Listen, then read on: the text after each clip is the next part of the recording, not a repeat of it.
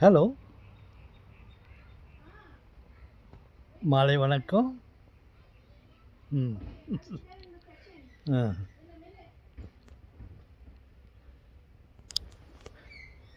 இதை பார்த்தீர்களா? என் மனைவியின் கைவேலை. அ காற்று வந்தால் அது அப்படியே சுழன்று கொண்டே இருக்கும். இப்பொழுதுதான் ஒரு 10 நிமிஷத்தில் இதை செய்து முடித்தார்கள். அ ஓகே. அருமையான மாலை நேரம் இல்லையா?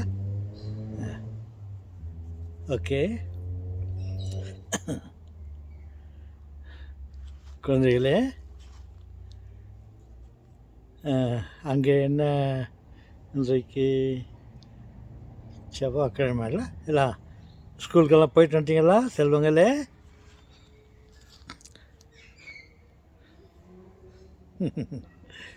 ஓகே.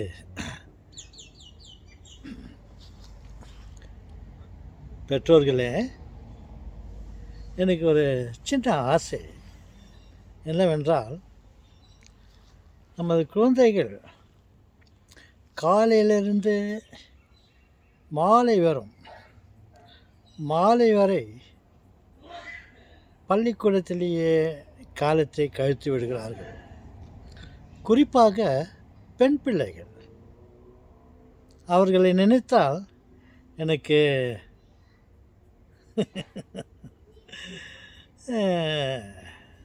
சந்தோஷமாக இருக்கிறது, ஆனால் கொஞ்சம் கவலையாக இருக்குது.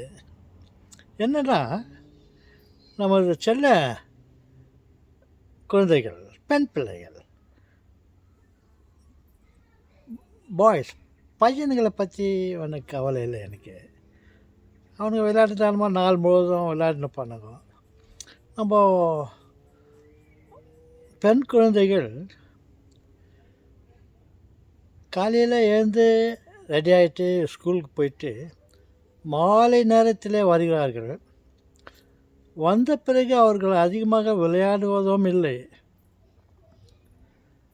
தன் பெற்றோர்களிடம் இருப்பதும் கம்மி. வந்த உடனே படிக்கணும், ஹோம்ஒர்க் பண்ணணும் இப்படின்ட்டு நம்ம அப்பா அம்மா கிட்ட அவங்க அதிக நேரத்தை செலவழிக்கிறதில்ல.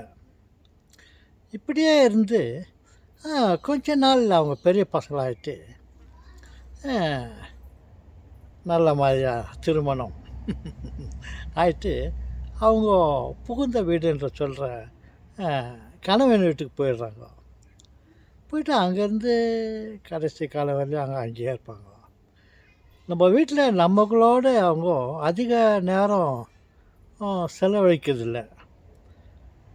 நமக்கு அவங்க கூட நேரத்தை செலவழிக்க முடியறதில்ல. அவங்க நம்மளோட இருக்கிறது கொஞ்ச நாள் தான். அதனால் எனக்கு என்ன ஒரு ஆசைன்னா, யோசனை கூட, இந்த பள்ளி வகுப்பு நேரத்தை பாதி நாள் வரையில் வைத்து கொண்டால் போதும். 12 மணி ஆச்சா,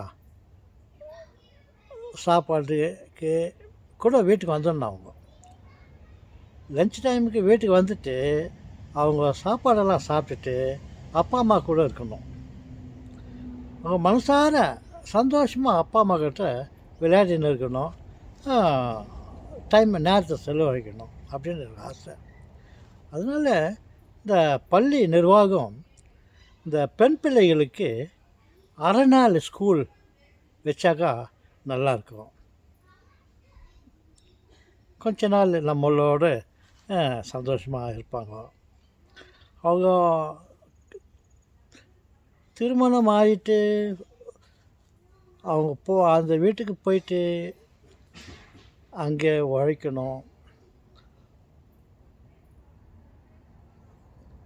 மற்றவங்கக்கிட்ட இருக்கணும், நம்மக்கிட்ட இல்லாமல் போயிடுறாங்க.